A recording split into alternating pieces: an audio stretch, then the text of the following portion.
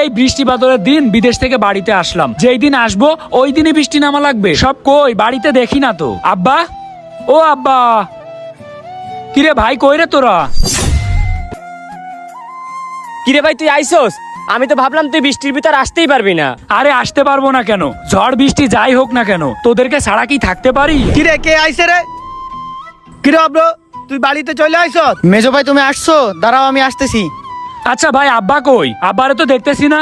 তোমরা সবাই বাইরে আসলে আব্বা আসলো না কেন? আরে আব্বা তো আছে, তুই এত দূর থেকে আইছ, আগে আইসে ভিতরে বস, একটু রেস্ট নে। আইসাই আব্বা আব্বা শুরু করছিস কেন? ভাই ভিতরে আসতেছি, সেটা তো কোনো সমস্যা নেই, কিন্তু আব্বা কই? আব্বারে আসতে বলেন। এ আব্বার কথা বাদ দে তো, তুই আগে ভিতরে আয়, ভিতরে এসে বস।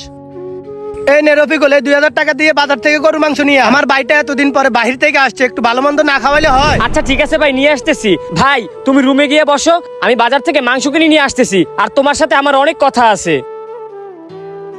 এ ভাই আসো তো, তুমি ভিতরে আসো, দাও ব্যাগটা আমায় দাও। আচ্ছা ব্যাগ দিলাম, সেটা সমস্যা নেই, কিন্তু আব্বা কই? আব্বারে তো দেখতেছি না। ভাই একটু আব্বারে ডাক দেন, আব্বা কই আছে? কি রে ভাই, আসার পর থেকে খালি আব্বা আব্বা লাগাই দিছ। তোর কাছে কি আব্বাই আপন, আমরা কি আপন না? আরে ভাই আমার কাছে আপনারাও যেমন আপন, আব্বাও তেমন আপন। আব্বা কই? আব্বারে তো দেখতেছি না। এ আব্বা অনেক অসুস্থ, তুই এটা জানোস না? এটা আবার নতুন করে বলার কি আছে? হ্যাঁ আব্বা তো অনেক অসুস্থ।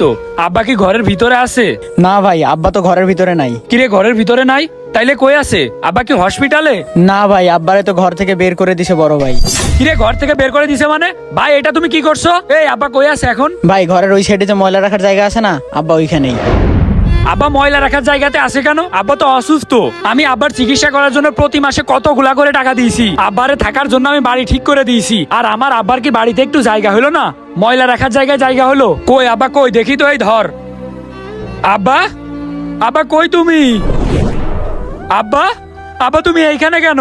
তুমি ময়লা রাখার জায়গাতে কি করো? বাবা তুই আইসোস, তোরে কতদিন দেখি না। আব্বা আমার কথা বাদ দাও, এই ময়লার ভাঙাড়ে এই দুর্গন্ধযুক্ত জায়গায় তুমি কি করো?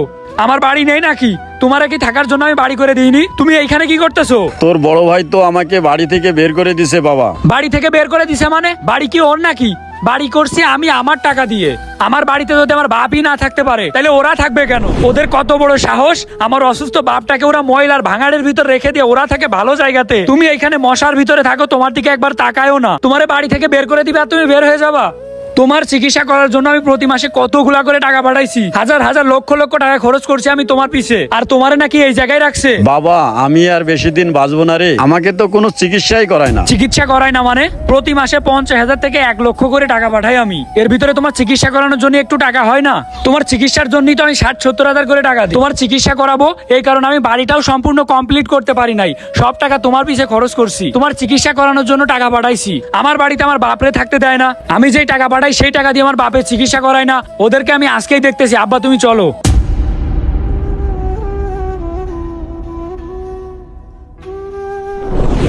ভাই তোরা আমারে অনেক উপকার করেছিস, বুঝছিস? তোদের এই কৃতজ্ঞতার কথা আমি কখনোই ভুলতে পারবো না। তাই বলতেছি কি ভাই, আমার বাড়িতে আর তোদের থাকার দরকার নেই, তোরা আজকে আমার বাড়ি থেকে বের হয়ে যা। আরে ভাই আমার কথাটা তো শোন। ভাই তোমার কথা অনেক শুনছি, আর শুনতে চাই না ভাই। তুমি আমার অনেক বড় উপকার করছো, বুঝছো?